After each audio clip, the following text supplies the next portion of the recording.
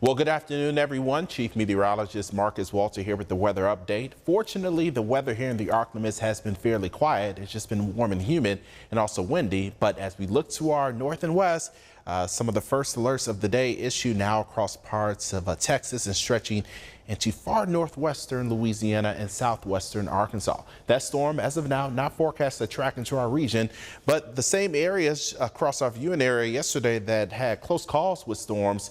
Well, we're talking about a threat for stormy weather once again. So right now we're dealing with a tornado watch that's in place for Union Parish, Union County in South Arkansas, and also Ashley County. That watch extends back into the Shreveport area and back into parts of eastern Texas. If you have any travel plans in that direction later on this evening, again, keep your guard up for severe weather. Because the threat is definitely there. When we look at our general threat for severe weather today, we're dealing with an enhanced risk covering part of Union County in South Arkansas, but the farther south and east you go, the less of a storm threat across the region. And we'll see a similar setup as we head into Friday. Although the storm chances do increase to our west, we're looking at a moderate risk for severe weather across parts of Texas and to southwestern Arkansas. So dangerous storms will develop and move across those areas tomorrow. But for us, we'll be watching for some of that activity to push into our region. But the big story for us is really what's on the way for Saturday. The entire Union area, a large portion of Louisiana and Arkansas under an enhanced risk for severe weather. What that means is that we can see numerous severe storms, well-organized severe storms, storms that produce damaging wind, hail, and tornadoes. And all of that is expected as we head through Saturday afternoon, Saturday evening, and even into parts of Saturday night into Sunday morning. Now, as we look at what's on the way for tonight, this is 10 p.m. We have clouds out there.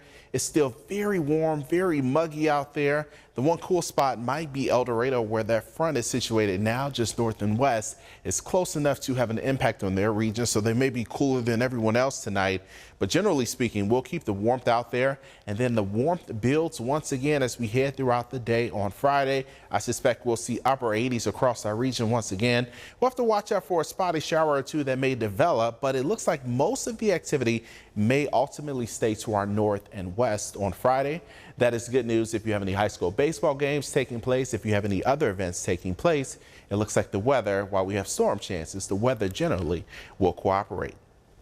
But that changes as we head into Saturday. This is Saturday morning. If you have any early morning plans, you should be okay. But by the time we get to 11 a.m.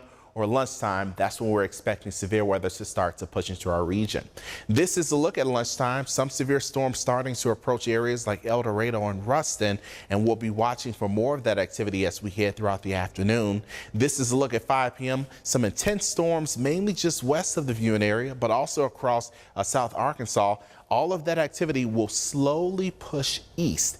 And by the time we get to 8 or 9 p.m., we'll be dealing with widespread severe storms moving across the region and very heavy rain at the very least. And this front will slowly move across the region, so rain showers stay with us as we head toward the late Saturday night hours and even into parts of the overnight. We may even see a wave of wet weather move up along that front as we head toward 4 and 5 a.m., but the bulk of that activity should be out of the region by 7 a.m. on Sunday. And then we'll slowly start to see improving weather, but we will be noticeably cooler as we head throughout the day on Sunday. This is a look at our GFS model, again showing things are quiet for the most part up until about Saturday for us. And that's when that front is moving through. Then on Sunday, we may have some isolated showers in the morning, and we'll keep plenty of clouds around. But the big story will be the chill that'll be with us. Temperatures only in the low to mid 60s on Sunday, and will slowly warm up into next week.